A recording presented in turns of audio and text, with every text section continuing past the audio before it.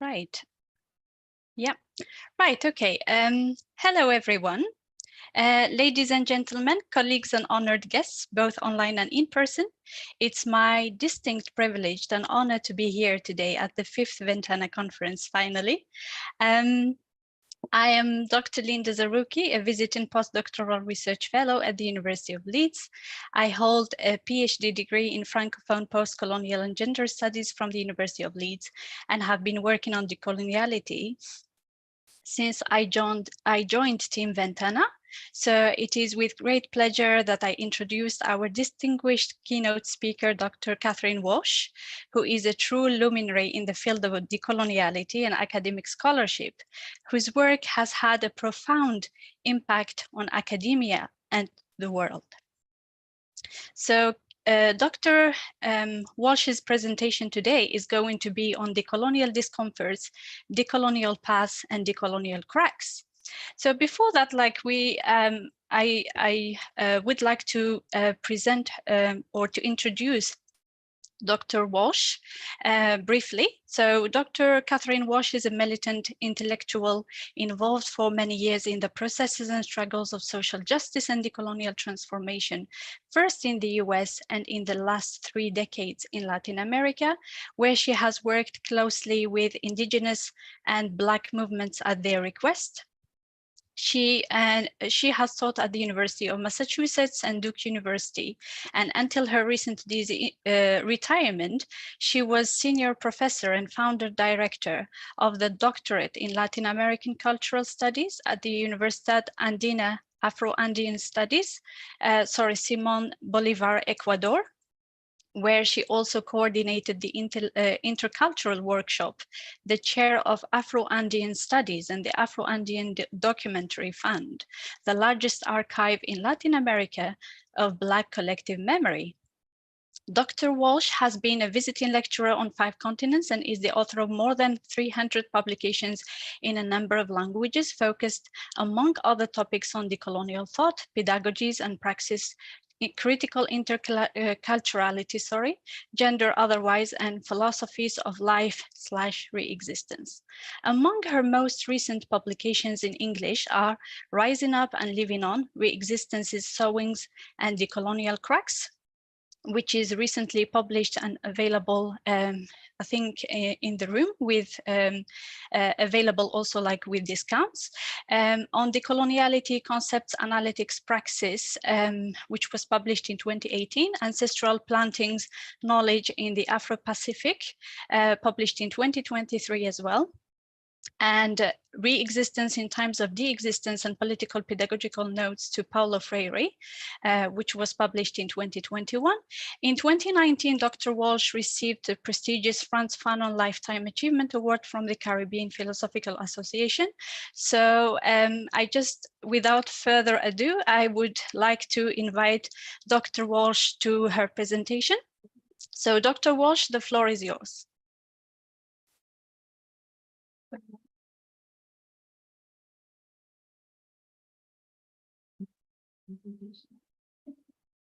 Thank you so much for those wonderful words. Good afternoon to everybody. Good afternoon.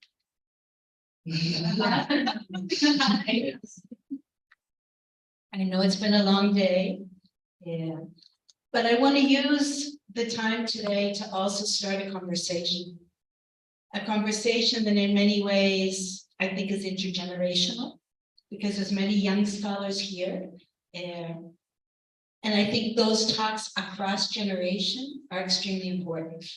We argue that in community context, but seldom do we think about it in the university. Right? So I want to thank Team Ventana in your multiple places, both here in Mexico and other places in the world, for this initiative, because it's not often that young scholars come together to really listen to one another's work and tell their stories.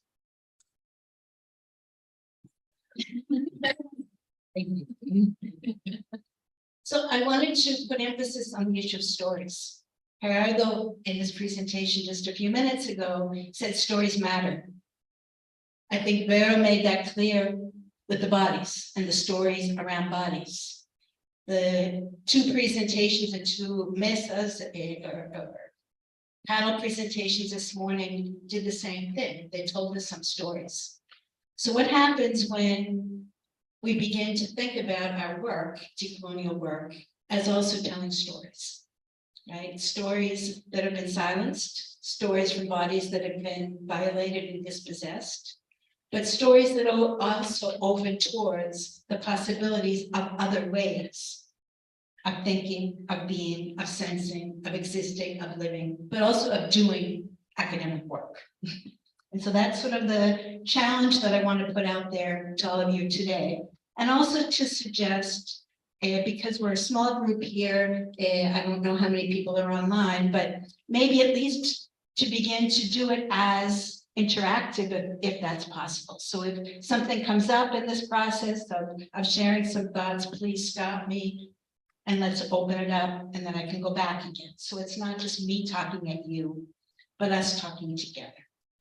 So that's the idea. And I don't know if any of you know the work of the South Asian feminist, Corinne Kumar. Corinne has a wonderful 4-volume collection that's called Asking We Walk. And what she argues there, it was published in India in Bangalore. She said, we need more stories.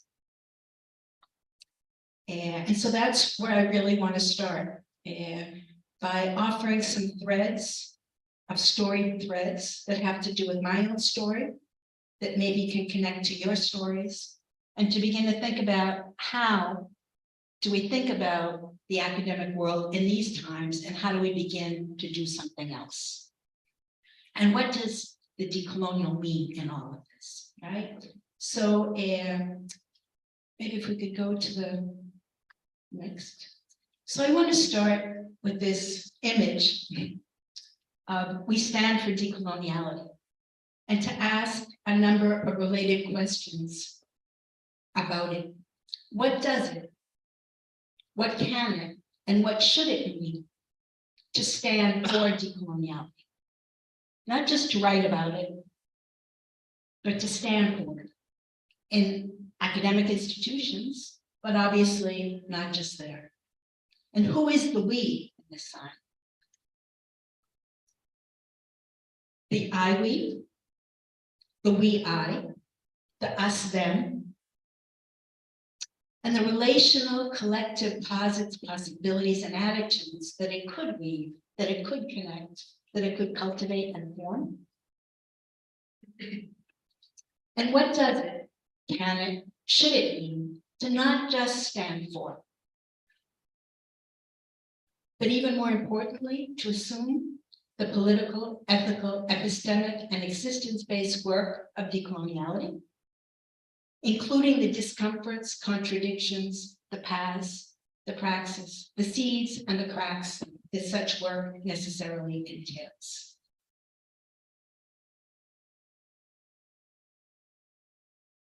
So maybe if we could move to the next, yes. Questions, I don't know if we can take out that thing at the bottom so it doesn't cut out the text, or.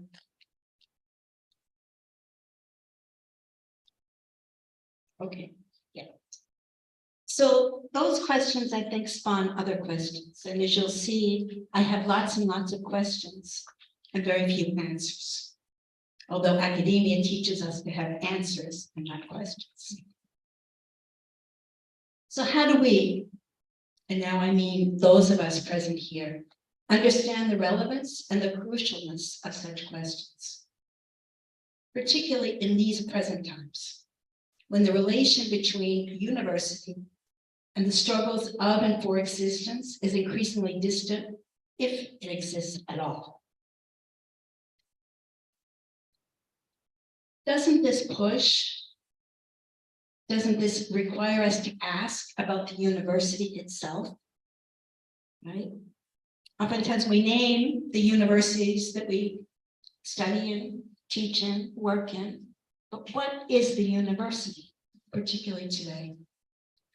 What I've begun to think about and write as university, right? And we can contrast that with what Judith talked about this morning, the notion of pluriversities, but I think that's another part of the conversation, right? So the university as global and globalized model project, right? Sort of thinking with what Dr. Roy was talking about in his presentation, and unfortunately he said he had a meeting, so he couldn't be here to continue the conversation. But I have a very different notion of the global and globalized, particularly related to universities today.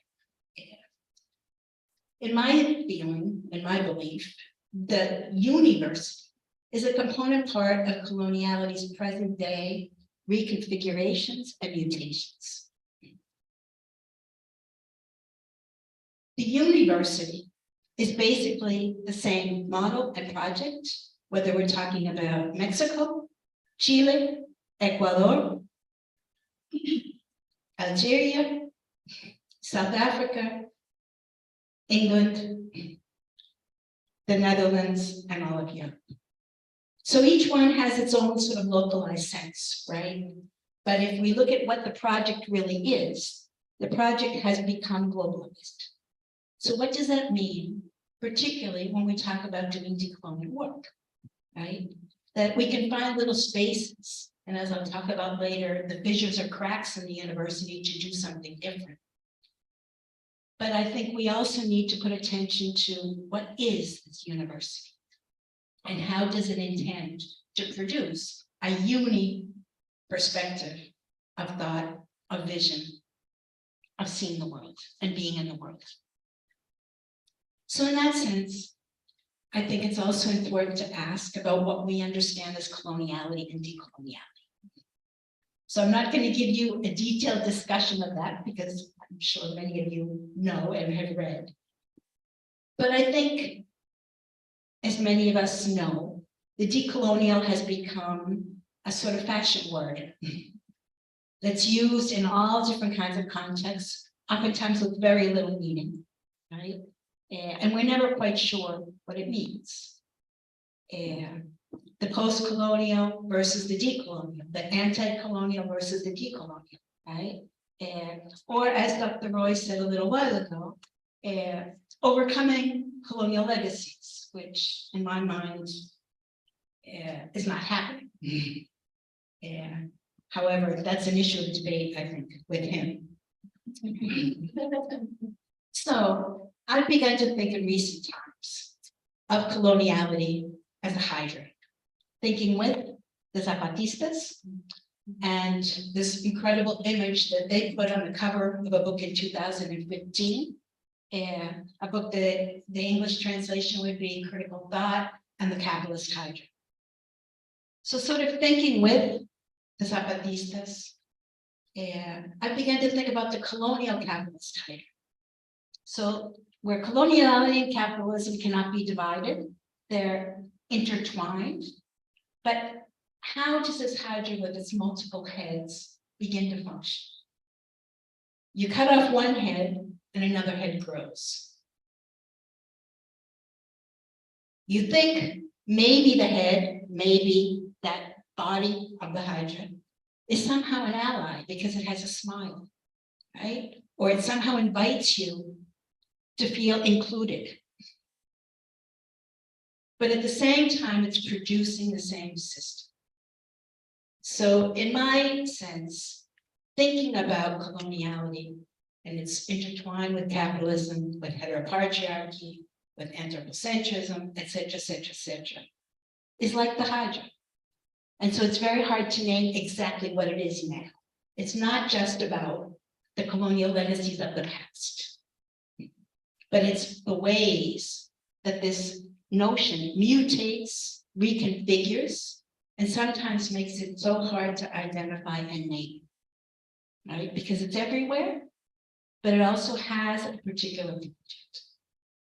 So in my mind, to talk about decolonial discomforts, paths, and cracks, don't we have to start from thinking about, recognizing, analyzing the complex ways the colonial matrix of power works within academic institutions, but also within all of us.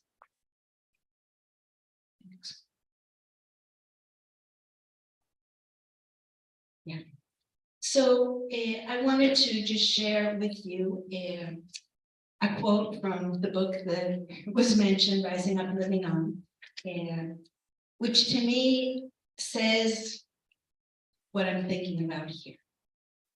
So coloniality is constitutive in a myriad of ways of who each one of us is. Of those whom coloniality works to oppress, those whom it works to privilege, those whom it works to co-opt and capture, and all those who find themselves among or in between oppression, privilege, cooptation, assimilation, inclusions, ephemeral promised hope, or Western modernity's civilizing project, universalizing grip and imperialized frame.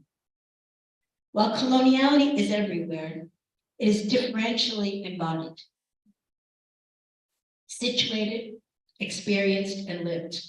People of color and women, most especially women of color, know this all too well, especially when their very existence and humanity are questioned, dismissed, and denied. Yet how often do those not marked by the colonial difference recognize their situatedness, embodiment, experience, and envelopment in coloniality's matrices of power, including its social structures, institutions, and knowledge frames? And how often do we recognize the plurality rather than unicity of world senses and life ways? I'm not suggesting the rhetorical acknowledgements of guilt. That's the easy way out.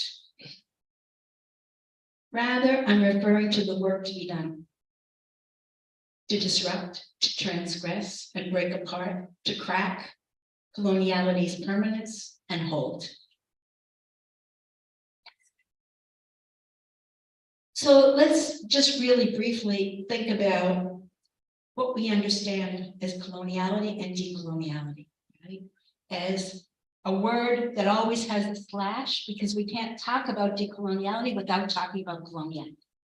So using the decolonial as an adjective applied to a whole lot of things, food, fashion, tourism, etc., oftentimes erases the part of coloniality and the way it is present, the way it mutates, configures, is lived today. So a reminder that Aníbal Quijano, when he began to use this word, and I say that its notion and significance existed years and years, centuries before, but it's a way of naming, right? But Quijano said, coloniality and decoloniality are not theories. And that's really important for the academic world, because most oftentimes they're taught as theories or as new paradigms, a new critical paradigm. Right? They're not paradigms or theories. They're also not linear points of arrival, right? Something that Camila mentioned this morning, that they're ongoing processes, right? It's not that you get there, right? And now you can relax, right? They're perspectives. And that distinction is extremely important. They give us a perspective on how to analyze, how to understand, how to intervene in the world, right? Yeah. In this now global matrix of power. So that's another way to understand the globalism that Dr. Lloyd mentioned earlier. And that we know that's domination and exploitation, control that impacts most every aspect of existence of life, including intersubjectivity, knowledge, authority, labor, gender, sexuality, spirituality, in which capitalism, systemic racism, racialization, sexism, gendering, heteropatriarchy, and multiple forms of violences, dispossessions, deterritorialization, and targeted de-existences are all part. Something I think we've heard and thought about since this morning, right, in different contexts. The next one. So for me, decoloniality is not an individual attribute. There are not decolonials, which is sometimes a way, particularly for those that don't necessarily share our perspectives. Are brushed up, the decolonials. And it's not a competition either, although there are a few men who think it is. Who's more decolonial than the other, right? It's also not a point or a state of illumination, right? I got it. But it's a tool. It's a tool of analysis. And it's a lived, focused, perspective, attitude of struggle against and struggle for. And that's really important. So it's not just we're against the continuing issue of ways colonial power is manifested, but we're also for something else. And so working the against and for together is key. For the possibilities, the creation, the construction of conditions and relations of what we can call the other ones, right? Of God, of being, existence, life, sense, and living, etc. So decoloniality is not the absence or the end of coloniality, but it's ongoing. And that's part of the discomforts. So it's not that one can do decolonial work in research and somehow it's over when the research ends. Or we teach a course where we bring in decolonial perspectives of thought and the course ends and it's over. It's ongoing. It never ends. It's an action. It's political, epistemic, existence-based, insurgency, insurging in, right? Questioning. But it's also proposition always from below. And so that's why this morning I asked the question whether universities and museums can be decolonized if they're colonized artifacts or institutions, right? So in my sense, and again, speaking from my perspective, not assuming that everyone shares this, but that for me, decolonial work always happened from those belows, the multiple belows, and not from the institution that decides to somehow decolonize itself, right?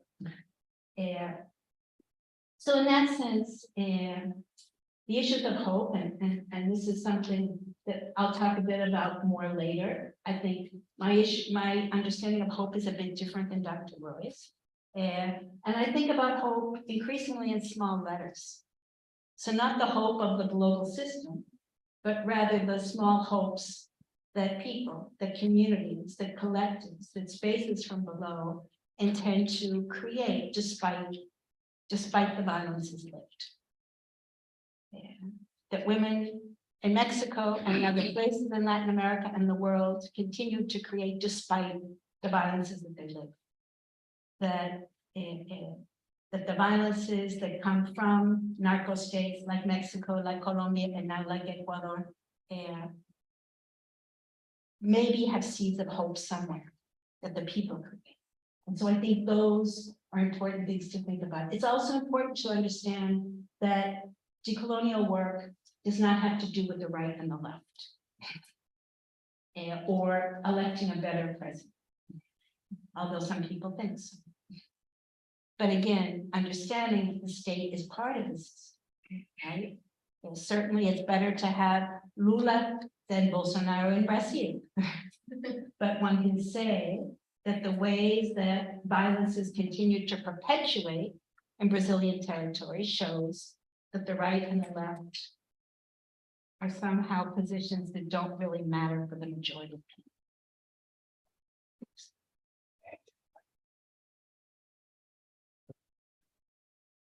Still working? Yeah, that's it. I'm running.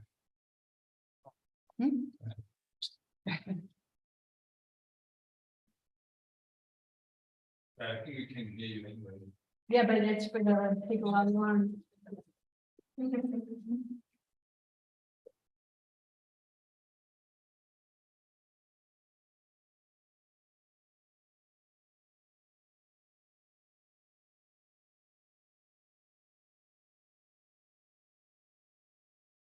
Okay?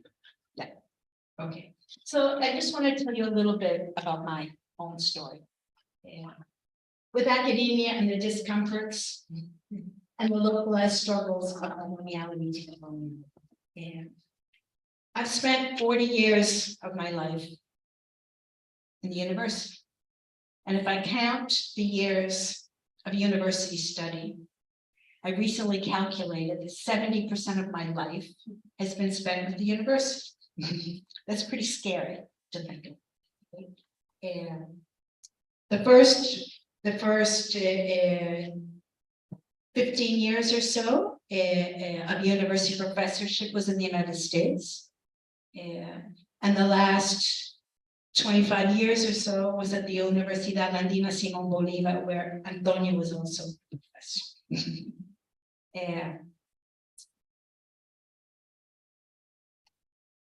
But what's interesting to think about is that while I've spent so much of my life in the university is not in me.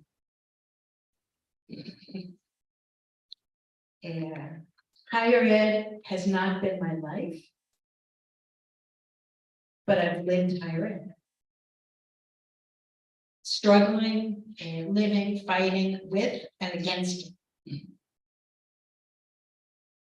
I think learning, unlearning, and relearning against and despite it.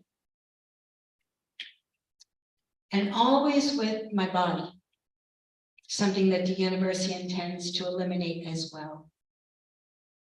With my head and my heart, but my hands and my feet. So the doing has been, for me, crucial in the process, right? And always with the proposition or the aim to try and plant or cultivate something different. How do we do academia in another way? How do we create spaces in research, in teaching, in social gatherings that break the mold and open up other possibilities, right? But I think it's important to say too that my positioning and my lived experience are not usual.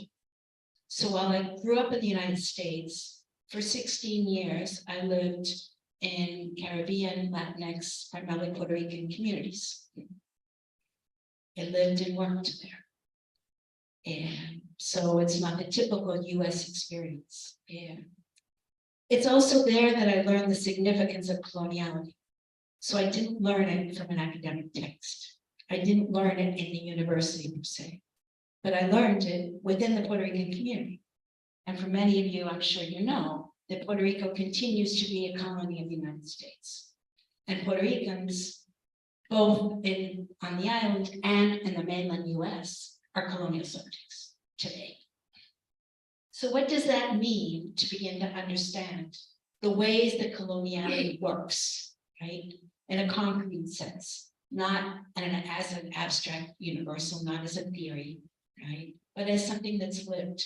So my introduction was to the notion of what the community, the Puerto Rican community called, and intellectuals and activists, ongoing colonialism, as part of the lived reality.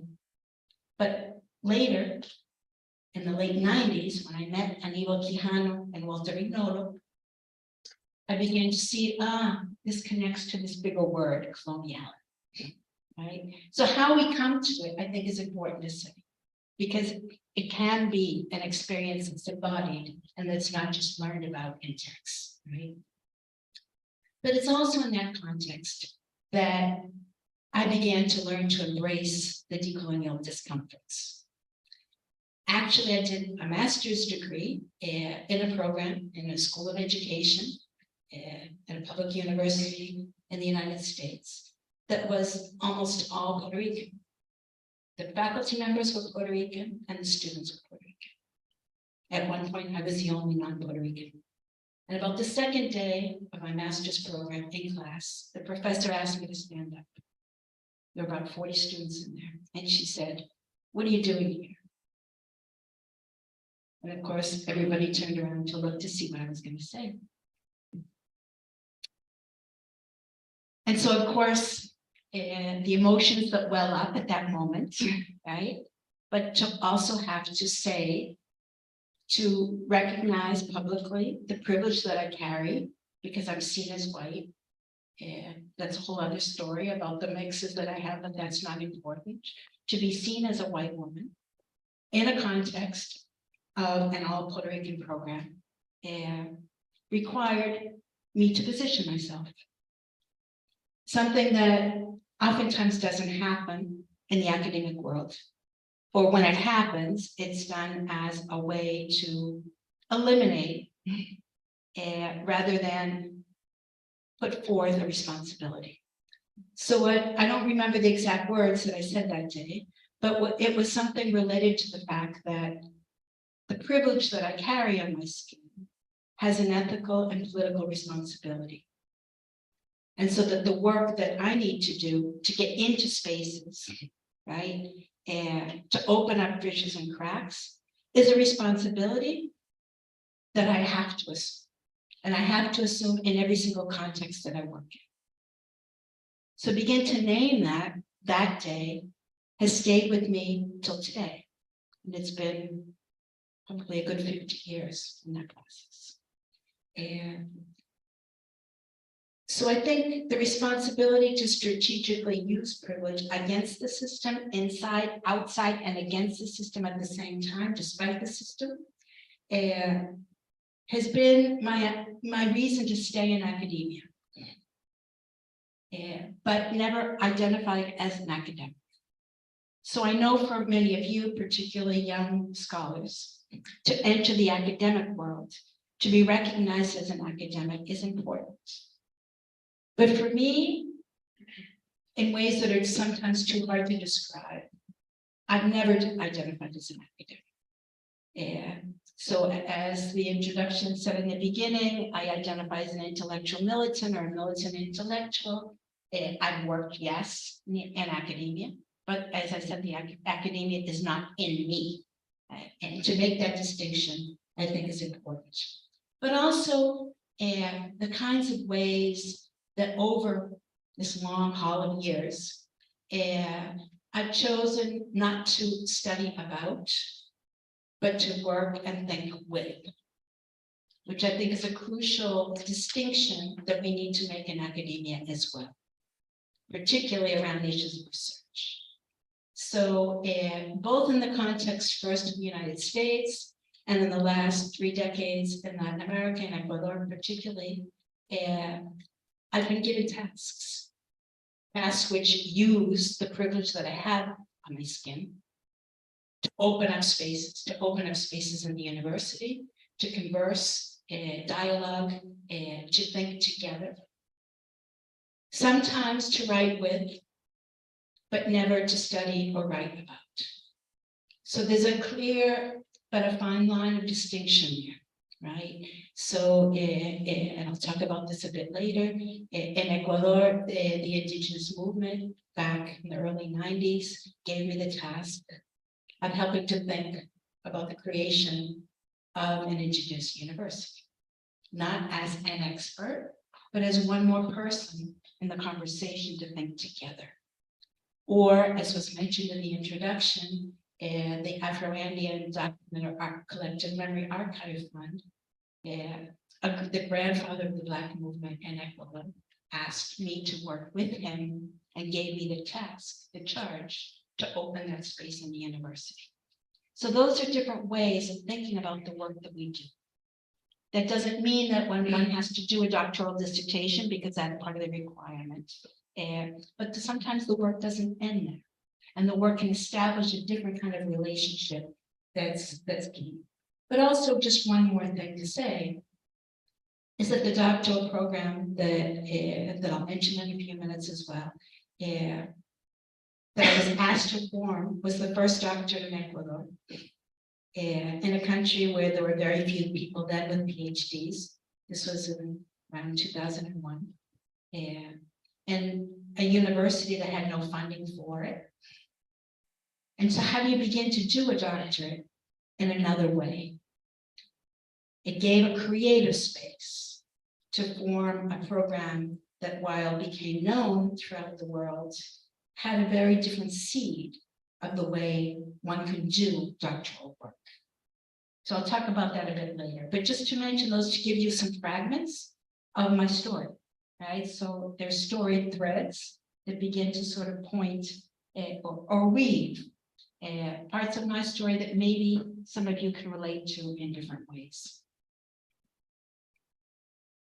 So I think recognizing, confronting, dealing, and living with the discomforts that many times are fears.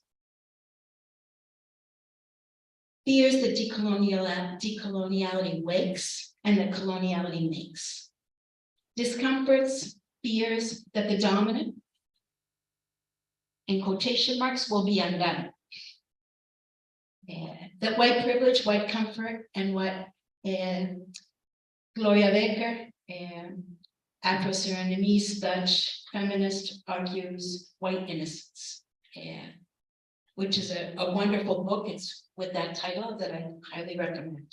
That white innocence will somehow be unraveled, or that whiteness as the transcendental norm will be unsutured, as the Afro-American George Yancey argues. The discomfort and fear that the so-called universal frames of knowledge and canons of thought will be diversalized and pluriversalized and made irrelevant. And the discomfort and fear that all, whether willing or not, will have to confront the multiple and complex ways that coloniality works on us and in us, everyone, right? Just last week in Amsterdam, I was asked to give a talk, and the title that the organizers put was, "Who's Afraid of Decoloniality?" So the fears in the Netherlands, as the fears in many places, including here in the UK, that it's a decolonial is the marginal discourse, but the moment it becomes something that questions the system, questions the university, it then is seen as dangerous, a discomfort and a fear for the very system. So, but there's also discomfort and fear, I think, for many young scholars related to individual career advancement. Are you going to get a job? And particularly in the now global university, where decoloniality is part of the contentious academic debate and often considered a dangerous and mostly misunderstood word. So sometimes associated with identity politics, with the circumstance of geography. How many times have I heard within Europe, coloniality, decolonial, that's something in Latin America, doesn't apply here. But also how it begins to serve as a replacement or erasure term for all of the critical thought. So arguments that, well, what happened to Marxism, right? Or what happened, someone asked me last week, what happened to anarchism, right? Decoloniality doesn't recognize that. Or critical thought, or post-colonialism. So again, how the notion that it's an over umbrella that erases everything else. Again, not understanding the problem. But also in my university, and as Antonia knows well, decoloniality was called a radical fundamentalism. I was called a radical fundamentalist. And that the doctoral program that I ran for almost 25 years was a chapel, a fundamentalist chapel. And then it became more dangerous as it began to spread. So I think it's important to think about the contradictions that I know Team Venta has been toiling with, and that can occur when some assume a coherence between university policy and decolonial thought. And I'll give you a quick example. And in June of 2022, there was a huge mobilization and strike in Ecuador for a number of days, weeks, and having to do with neoliberal policies, the role of the IMF, and a number of other issues. In past levantamientos or uprisings, strikes, the universities, the public universities, opened their doors to receive the people that came from the countryside to protest, primarily indigenous women, men, children. In this particular case, in June of 2022, the University Andina, where again I worked for 25 years, refused to open its doors and actually put locks on the doors and said even faculty and students could not go in the building because somehow it was dangerous to let Indigenous women and men and children sleep in the university. Without going into detail about the problematics of all that, one night someone papered the walls in front of the university. And so what these large posters, papers put on the walls said, in your classes you speak of decolonial thought. In your classes you speak of privilege. In your classes you speak of human rights. In your archives are thousands of investigations, research, theses, studies and articles about originary indigenous peoples, about campesinos, about social struggles. But in reality, thousands of people are sleeping today on the streets. And in reality, be careful, the people will not forget your indifference. So the seeds of decolonial thinking that began within the doctoral program and began to spread through the university, oftentimes gave the idea that this was a decolonial university. Again, the problem when we're talking about the institution and not the processes within. And so these kinds of contradictions that one lives are part of the decolonial discomforts, right? One can say that what we're doing is different, but when people begin to question the same university for its contradiction in ways of acting, and it's key. So the discomforts have to do with the ongoingness and the uncertainty of the how to do decolonial work, right? Including with respect to research and methodology. I was interested to see how the presentations of many today talked about the research methodology, so the literature review, etc. And I wonder, how do we break those patterns of what a thesis looks like? How do we think about methodology as pedagogy, as something that's built in the process and not a technique or a mode that's named that we somehow apply, right? That's not a critique of what I heard today, but it's a critique of how universities tell us that we have to do research, right?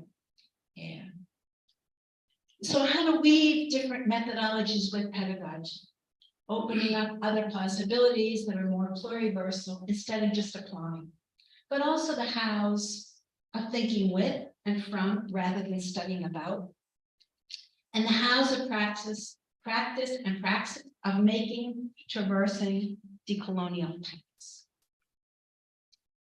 So here I want to share with you three, we're okay for time?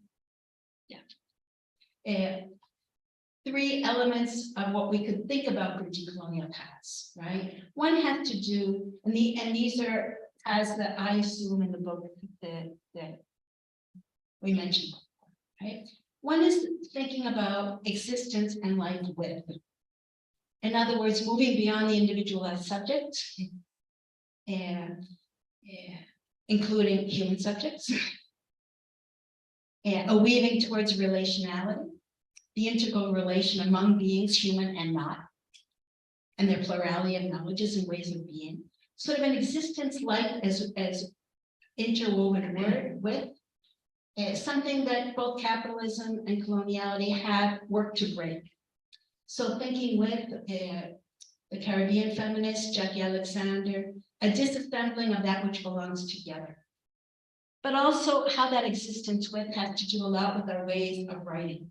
And if you don't know, I recommend you look into the work of Conceição Evaristo and her notion of escribivencia, of writing living as one word. Next.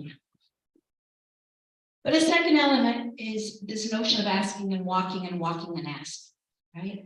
And Paulo Freire, in a book with Miles Horton, that's titled "We Make the Road by Walking," makes that really clear. Also, this notion of the pedagogy of question. But when I was beginning to make the permanent move to Ecuador many years ago, and Paolo and I worked together for a number of years. We were close friends. And I asked Paolo, I expressed to him some of my dilemmas, some of my emotions about making this transition. And what Paolo said to me was very clear: just walk questioning and asking, right? Something that I also encountered years later in the Comandante Marcos and Diego Antonio, right? That in order to know and walk, one must ask. The questions serve to learn how to walk and not stand still. But also in the words that I mentioned before, Kareem Kumar, the asking in itself challenges the master imaginary. It challenges master narratives, masters houses of reason, houses of science, universal truths of privilege, of property, of power, of politics, continuing to ask, to listen as we walk, seeking, searching, creating, finding sacred mountains everywhere. So asking and walking ruptures the principles of academia, where we're supposed to be absolutely certain about what we write about and what we say. If we show any doubt or questioning, we're viewed as problematic, or viewed as not rational, as not real academics, right? So and the third element is about the cries. The cries of anger that Vero mentioned that many of the women felt. But what about how we let out those cries? So I'm thinking about the outcries, but also the in-cries that stay in the gut, like you said, that stay in the throat, that make us sick, right? That how we refuse the violences of silence. And understand that cries are also a decolonial mechanism, right? When we begin to let them out, and how we let them out is particularly key. So a real quick example. And this has to do with Ayotzinapa. I'm sure all of you know about Ayotzinapa. 43 students from teaching institute were made to disappear, 3 were killed, and today, while there's new information circulating, there's nothing clear about what really happened. But one knows that the state or the narco state was involved. But soon after Ayotzinapa occurred, I organized in Quito a public happening in support of the 43. And we connected by telephone to one of the survivors who was behind the tire of the bus when the bus was attacked. And he told us in detail through cries and screams about what he lived that night. Several weeks later, I was at UNAM for a public event celebrating Enrique Dusa's 80th birthday. The event began where authorities of the university introduced the event and no one mentioned Ayotzinapa. The first couple speakers did not mention Ayotzinapa. And this is just several weeks later. When it became my turn to talk, I stood up and I said, I don't understand why no one has mentioned Ayotzinapa. And an authority next to me said in my ear, we don't talk about that here. Well, I refuse to be silent because I think silencing is also part of the complicity with the system. Some of the people in the auditorium got up and left. Others stood and started to express their refusal of silence. But I think what also began to appear on both Mexican walls and Facebook walls, I think then they disappear me, says a lot. About the colonial complicities of silence and silencing, but also what happens when we speak out. And how universities, public universities, autonomous universities are part sometimes of the violences of silence. So we know the cry isn't enough, but it is impetus, right? Part of the will to struggle and resist, to re-exist and not just survive. And I put here on the screen some words of Alicia Garcia and Naima Penniman from a collective spoken word and popular education project, Common Poetry, which I think says it all. Silence is dangerous enough to die. So I want to just briefly say something about the cries. about the decolonial cracks and the cracking. For many years, maybe for many of you, I thought about the system as a wall, as a totality, right? That we had to bring down the whole wall. Revolution. But what happens when we can't bring down the wall? What about the demobilizations, the despair that occurs against us, right? But what are the possibilities of just making fissures and cracks in the system? Understand that that's not enough, but that's part of the process. So my obsession with the cracks began one day from my house in Quito. I have to go up 125 steps to get to the street every day. And one day going up those steps, this is what I encountered. In the stone cement wall, these flowers blooming. Now, every day going up the steps, I never noticed the cracks until this day I encountered the flowers. And I began to think about how life can happen, how life can push through, can crack what seems to be uncrackable, right? And how, in many ways, that ties with the system. The system that we struggle against seems that we can't crack it. But those cracks happen. They're there, but we learn not to see them because the system teaches us to see the totality of the wall and not the fissures within it. So to begin to think about the cracks gave me personally a way to do decolonial work without feeling deep despair. To think about the cracks that one can open in the university, in one's own work with others, in communities, on the street, and despite it all. It's another way, I think, to shift our eye away from the totality towards the light that can come through those fissures and cracks. So there's people like Gloria Anzaldúa, Subcomandante Galeano, Steve Biko, Aimé Césaire, that have also talked about the cracks. But as I began to think about the cracks, I found people all over also thinking about the cracks.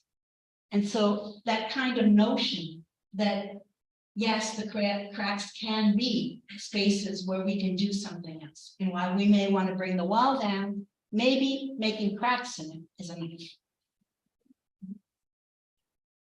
So the doctoral program that I recently left was understood and was constructed as a crack.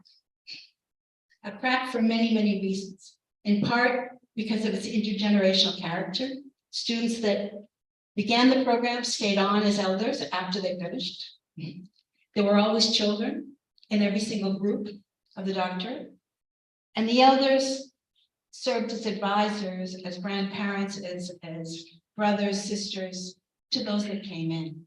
Just create a different notion of doing doctoral, right? But it was always viewed as a crack in the institution. It was never seen as institutionalized, although the university used it, right? So what does that mean when we think about programs that can build something different, right? But that open up a crack that the institution wants to cover, wants to fill in and eliminate, although they use the program for the system, right? So the crack's not the solution. It doesn't make the wall fall down. And it's also not about reforming the institution. So again, as I said in the beginning, thinking about reforming the university is not what we're talking about. It's not what I'm talking about. It's how do we open fissures and cracks within it to do something different. But as our crack grew and extended inside and outside the university, so began the efforts to patch it over. But what they don't know is that the cracks are also behind and beyond the wall. The cracks, oftentimes you can't see. They're there. And in the cracks that you can't see, the seeds and the sowings have spread, moving with the wind, crossing borders, boundaries, and systemic institutional walls. So what does it mean when we begin to think about our work as the seeds and the cracks that we open? Both in terms of the teaching that we do, of the research that we do with others, etc. We are seeds is a phrase that walks the streets and communities of many places in Latin America, but also elsewhere. So I think about the NASA Guard in Colombia that said they tried to bury us, but they didn't know we are seeds. Or in Brazil, when they assassinated Marielle Franco, concejal, a city councilor in Rio, women came together and also said, they don't know, they try and bury us, but we are seeds.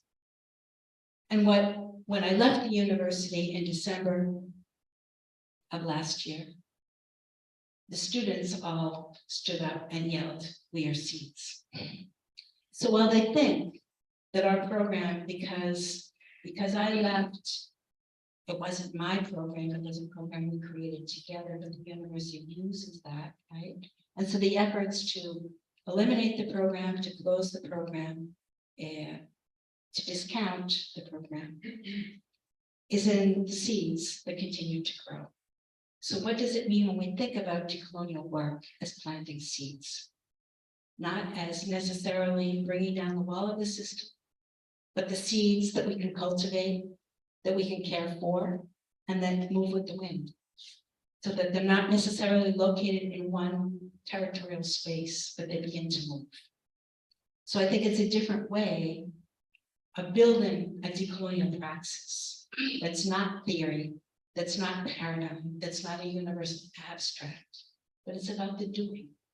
And the doing that always entails a thinking as well, or what we could understand as thinking with Frantz Fanon, the action, actional thought and thoughtful action. So I close by asking, what does it, can it, should it mean to think of decolonial work as embracing the discomforts, as pluriversally reassembling existence life, as asking, walking as indignant cries that refuse silencing, as making paths, opening and widening cracks, and in with them, sowing seeds. Decoloniality doesn't just happen. It's planted, replanted, cultivated, and continually tended to, watched over, and cared for. The seeds are what begin to also plant and grow stories. And we need more stories about decolonial doing and making and being in these present times. So I'll end there.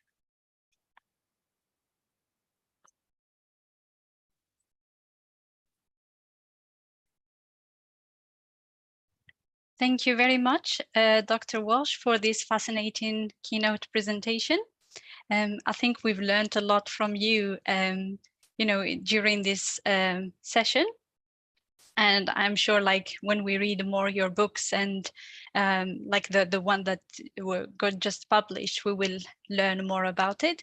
Now I invite everyone, both online and in person, if you've got any questions, please raise your hands. Or drop in your questions in the chat box. There's a question here. Hello, guest from who? Yeah, thank you for that generous and very inspiring and inspirational and full of hope presentation. My question is related to the university and particularly academic language. And also considering that even for us, we are speaking here in English because we have to find some middle point. I would like to know what is your position on English, and also what is your position on academic language? Because academic language is also it has a particular form, as you mentioned, the methodologies that we use, the way that we express. Sometimes even the I is something that is denied within academic work. Thank you, Victoria. Language is key, because language is an expression of who we are, how we think, right? And how academia tries to discipline it. And of course, when one studies in academia or one works in academia, one has to learn to move in sort of a serpentine way. Because if one totally rejects the system, you won't get your dissertation passed and you won't get a job. So it's always this game, right, of how to play. Well, I was brought up with English as my native language. When I made the permanent move to Ecuador, I did not write in English for 12 or 13 years. As a personal decision that if I'm going to be in Ecuador or Latin America, then I have to think in Spanish. And I only taught in Spanish. And so when I began to be asked to write some things in English, it was very hard. I would write them in Spanish and translate them back into English. And actually, with the first proposal of this book, one of the evaluators who really liked my proposal said, but she's going to need a translator because her English is too Spanish inflected. So it's also how language works in our heads, right? And what are the possibilities of using those linguistic resources in our writings? And something that that I sometimes do, that Maria Lugones did, that Gloria Anzulua did. Those are possibilities depending on whose thesis chair lets you do, or the same thing in publication. One can choose to publish in places that are more open to other forms of language use. But I think it's, for me, and it's something I've always said to my doctoral students, first, you cannot do a dissertation without making yourself be part of your dissertation. So the I has to be there, but not this enclosed I, me, right? But rather the I that projects or that constructs a we, right? Or an us and them. So the plural has to always be an engagement. But to write a dissertation and not be present in your dissertation, to me, is not doing decolonial work. One has to make oneself present and position oneself continually. So it's not just in the introduction, here is who I am and here's my study, but rather how in the study, and that's the methodology pedagogy woven. Am I implicated? Do I have to question myself? Do the contradictions and discomforts arise? What happens when I write about them? Because those are part of constructing a methodological, pedagogical path, right? It's not just saying this was my methodology that I applied, but how did it happen in process? What ways did maybe the community reject me and not let me in to do work, right? Or in what ways did I feel that I was questioned? How to make that part of the stories that we tell.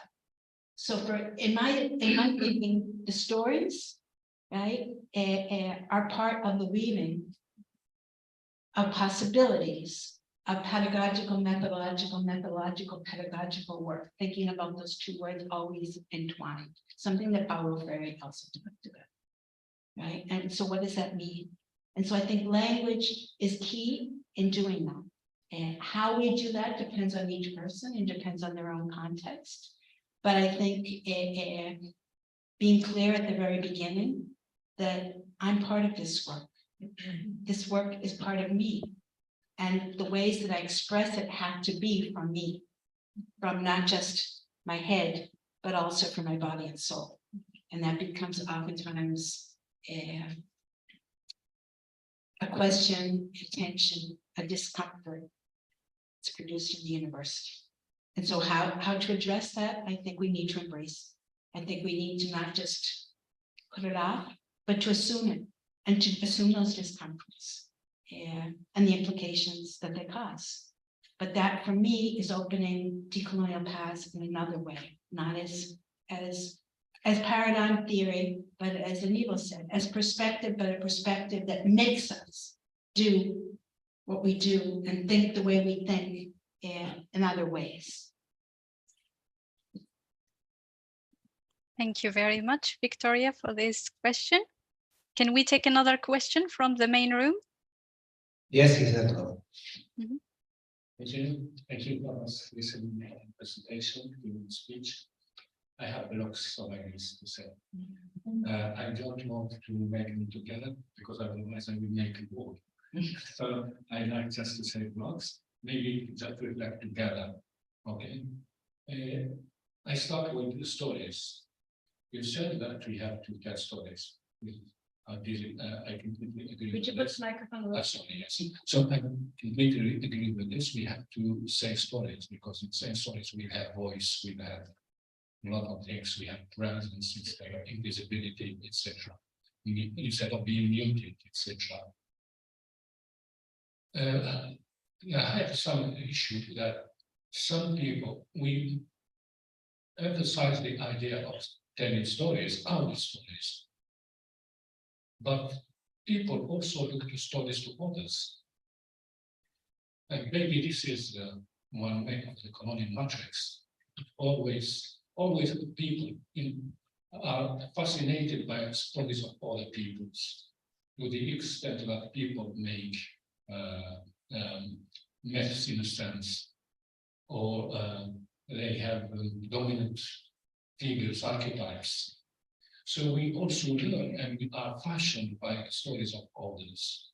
And in the colonial matrix, we are presented with some stories, of which we identify maybe wrongly, and we don't know whether the Marxist concept of false conscience applies here, etc. But this is an issue. This is the first block I want. But to reach the end of my question in this second block now I want to is when we speak about authority. I have read a few books by Mignon, etc., and the colonial matrix of power, and I think in global futures and decolonial options. I hope I have not made a mistake in the title. And I read the book. All that I found about authority is the idea of governance, rulers in a sense, government. But authority is a much more complex word. And probably people's behavior, people's sense of self is also governed, is also made by what they see almost as authority, and not necessarily in political meaning. You know, there is academic authority, there is spiritual authority. Speaking from the perspective of my culture, the authority we don't give it much to government, to rulers, politicians. We give it mostly to spiritual leaders. I said, I'm just thinking with you, okay? I ask myself why. Probably because these peoples are the best who behave and act in accordance of their own faith, with their own story. So they are so faithful to this, to their stories, that they become themselves stories of others, and yes, therefore they garner authority. This drives me to the question in a sense. If being in itself authority is the best one of the way, it's always here to influence others. How should we deal with this? Should we ourselves be authorities? Or in a sense, what is the decolonial self? What is it? Does it have authority? Does it find all authorities?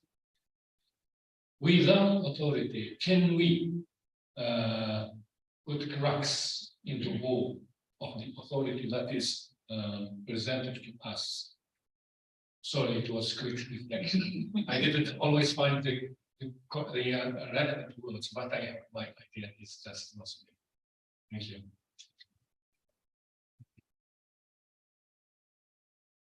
No, thank you so much for the provocative reflection. And when I'm thinking about stories, I'm not thinking about the stories of others, of studying the stories of others. But what happens when we put ourselves in our own stories? and with all the discomforts, contradictions, and possibilities that they point to. And telling stories certainly is an ancestral practice in many communities, where the elders share views of the world from the stories. To listen, to learn to listen to those stories is certainly key for all generations, right? But I think particularly in academia, how telling stories, particularly from ourselves, is something that's typically viewed as negative, right? That it's not academic enough. And that while we can study stories of others, we certainly can't question our own stories. So in my mind, that's a key part of beginning to open up paths of decolonial practices. I write a lot of letters, and the letters for me are ways of building the stories from me to my ancestors, to elders, to teachers no longer present. And I oftentimes ask my students to write letters, not just to me, but to someone or something or some other being that they feel will listen to them and convoke and provoke their storytelling. A ways also to let out the cries sometimes that can't be said out loud. So I think those kinds of practices for me are central, not as contributing to the colonial matrix of power, but beginning to undo it, particularly in university settings, but obviously not there. And to think about, like I said, community works, the stories of elders that many youth don't want to hear because they would rather be with their telephone and social media than to sit and listen. So how do we begin to reconstruct those stories so that those knowledges aren't lost? And so to think about the other knowledges that can be present in stories, I think is central. The issue of authority, probably what you saw in Walter's book, Local Histories, Global Designs, was a reference to what Aníbal Quijano talked about as authority as governance, right? As one of the threads one could say about the colonial matrix of power, coloniality, how it has worked historically through political governance. But I think, as you say, there's other forms of governance, of authority. And the ways that those authority, one could say, build the possibilities of existence, life intertwined of the relational are important. Some of those authorities may be spiritual authorities, either physically visible or not physically visible, right? And the spirits that we walk with, right? But there's also the authority of the institutions. And so how do we begin to question those authorities and not to think that by changing a president, whether that be a president of a university or a dean of a university or president of a country, necessarily changes the project at hand, but rather how we open up other spaces of more collective and shared authority or authority building and that enables the possibility of other spaces. So again, not just thinking of it as something up here, but how collective authority is also assembly making, collective work, etc., which are increasingly hard in these present times, where individualization is sort of the aim, right? And where one cannot necessarily trust the person next to them because of the extreme violences that exist in many places. Yeah. I don't know about the question of the decolonial self, because I have a hard time separating the self as an individualized entity from the we. And so that's why when I think about life, I always slash it with existence. Existence being, while we can live alone or live as beings, individual beings, existence presumes that we live with, that we live with other beings, whether human or otherwise, and that interrelation is key. So when I think about the self in decolonial terms, it always, for me, points to how one constructs and thinks with this existence more broadly thought. And so not to take it as an individual coming to consciousness, which some people consider as key, but rather how we learn to live and exist in a different way with those that we share community space existence with.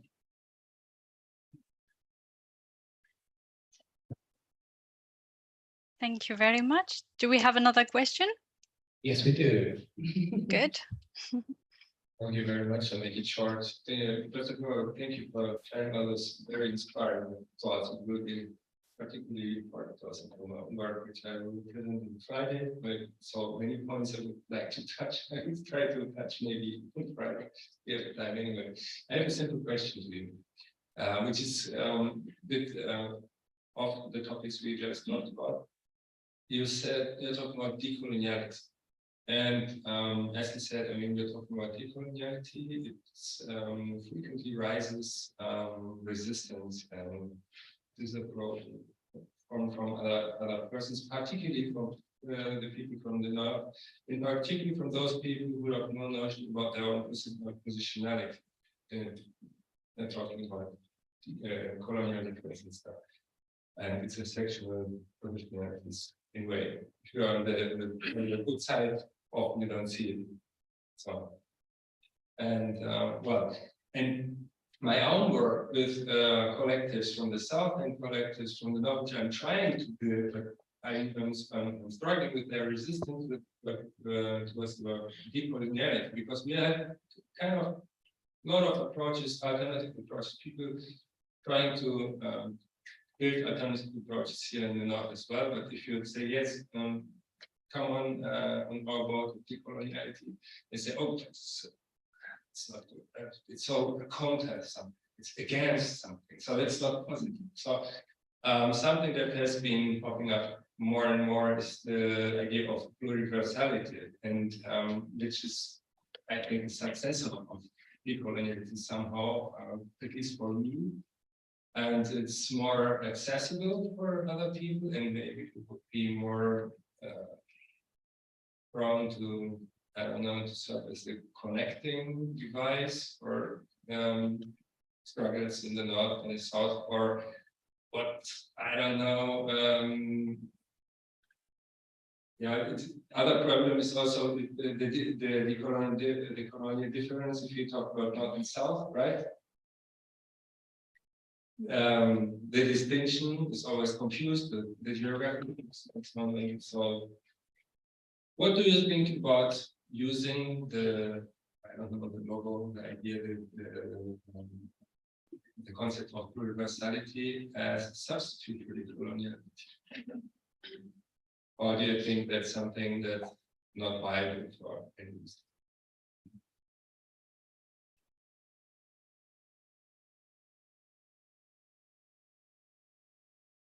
I don't see the two words as the same. Nor that one substitutes the other. Pluriversality obviously questions the universal nature of, one could say, the Western world, but now the Western world expanded. So one could sort of bring in China and other imperial powers and the way the world is being constructed, right? And the pluriversal opens up the plural, but doesn't necessarily question the basis of that plural. So using the word pluriversality can basically connect, yes, include, but not question the ways that systemic racism, that systemic gendering, that dispossession, and the violences that have been present in the conversation throughout the day are made with. So I use the word pluriversal with caution to make sure that when I use it, I'm making clear what I'm talking about. And because I see a danger that if we simply pluralize everything, we don't get at the roots of the ways that the colonial capitalist hierarchical system, etc., continues to work and continues to reform. And that's my sort of thinking with this notion of the Haider, which I think it's extremely important to become very clear about what we're talking about. And the difficulties of really saying what these matrices of capitalist colonial power are today and how they function and where they function. So in my sense, the work of collective analyses that can take place in different places, obviously in university classrooms or university based projects is a place where one can do collective analysis, but in community-based projects as well. How do we analyze the problem that we're talking about, right? And those are situated local analyses that begin together maybe to point to a more global problem. But that the ways that coloniality and capitalism together, along with heteropatriarchy, are constructed in local places is important to begin to talk about and identify, because it's not the same everywhere. Yeah. And so the danger, I think, of the pluriversal is to simplify and to simply use the plural as the connector without getting at the roots of the ways that this power lives and affects real life people, communities, territories, etc. I see your point. Maybe another question? There is one. Yeah.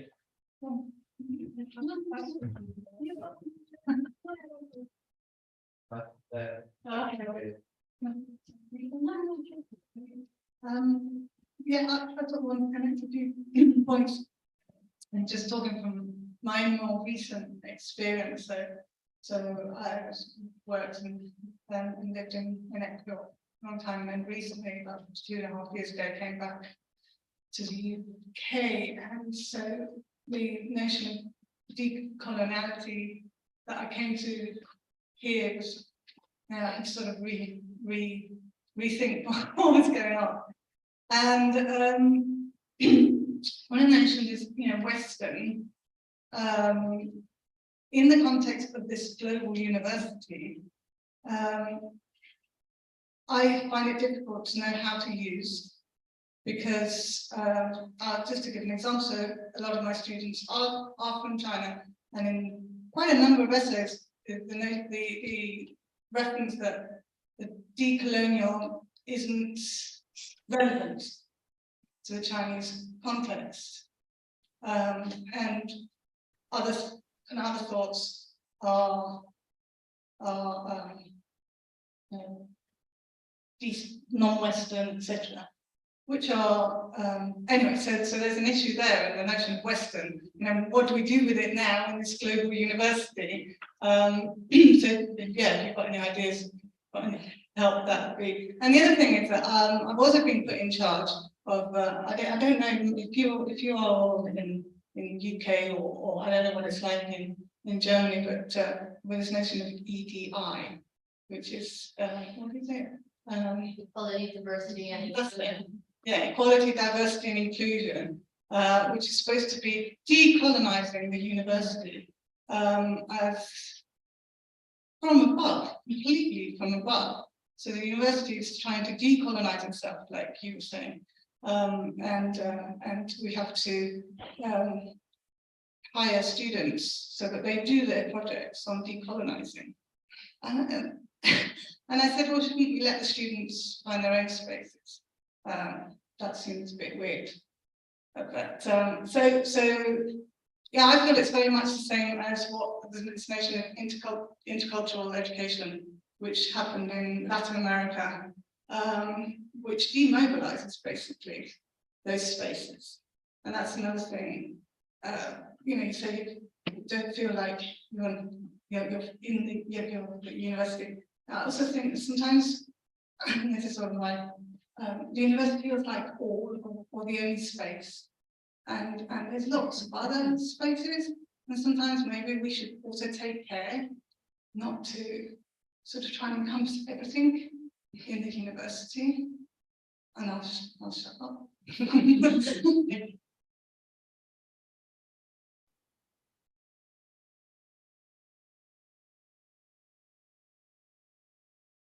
In the past couple of weeks, actually the past couple of months, I've spent a number of time in different European spaces in these kinds of conversations. And it's interesting how, as you say, Antonia, the differences of ways that decoloniality is talked about, right? And the notions that that doesn't apply to us. It's something else, right? It's the global South, and it's particularly Latin America. And so what we need to do here is something else. I think for me, it goes back to the importance of analyzing from here the ways that power and the structures of power begin to reform, to mutate, to take on different notions, including amongst the issue of the global. Right? And to not say that when we study and think about decoloniality, we think about it only with relationship to Latin America or to the so-called global South or to African nations, right? What does it mean to think about it here? What are the power structures that operate here? And in particular countries, in particular cities, in particular universities, but like you say, not just there. How do school systems perpetuate certain notions of seeing the world, of whose knowledge counts and whose doesn't? And how do communities themselves, urban communities or rural communities, think about that? And so how do we begin to say that while decoloniality can be a shared praxis in different places of the world, the ways that it happens is not the same. The colonial matrix of power does not operate the same way here as it operates in other places. And so to have those processes of thinking through, of analyzing together, of assuming it as, again, a perspective on reading a particular local history, local space, and then beginning to see what ways does it connect or make threads with other places, I think is key. And also, I think we need to begin to disassemble what is the West, right? So we've been taught to think that the West is this Eurocentric, but what is all of Europe involved in that? What happens to Eastern European countries, particularly in these times? What happens to countries of Southern Europe versus Northern Europe? What happens to the huge immigrant refugee population in all of Europe, right? Europe is not a single white way of thinking. It's become something else. But Eurocentricity continues as a so-called universal base of knowledge. So how do we begin to break that apart? How do we think about the world and the ways that power operates today in very complex ways? And maybe where Europe isn't the only center. There's other centers, and what are those, and how do we begin to name those, right? In terms of the EDI, which I hadn't heard about described in those ways, but personally, I see many problems with the issues of diversity and inclusion and the ways that constructs a false notion of equity, including individuals, the diversity of individuals, but not of rethinking the structure of the university itself in terms of what knowledge is taught and how knowledge is taught, and whose knowledge gives the base of the curriculum. And so I think those kinds of terms for me are part of these new mutations or reconfigurations of the colonial matrix of power. It sounds good, right? That the university is doing something positive, that it's decolonizing itself, when in my mind, it's strengthening its base of colonial power. And so that's why continually questioning what are these policies really about? And the ways that they connect across universities throughout the global world today, the ways that they're used in Latin America, in South Africa, here in Europe, in Northern Africa. These are discussions that have to begin to happen too. Thank you all very much for your interesting and thought-provoking questions. I think it's time to finish for today. Thank you all and everyone for your attendance, patience, and also for staying us until the end of the day. Please stay tuned for tomorrow as well with a couple of other more, equally interesting presentations as well. And for the day on Friday as well, which is the last day of the conference. So I just would like to thank you all. Thank Dr. Walsh as well for your interesting presentation today. And I hope I get to see you and catch up with you tomorrow if you're still in York.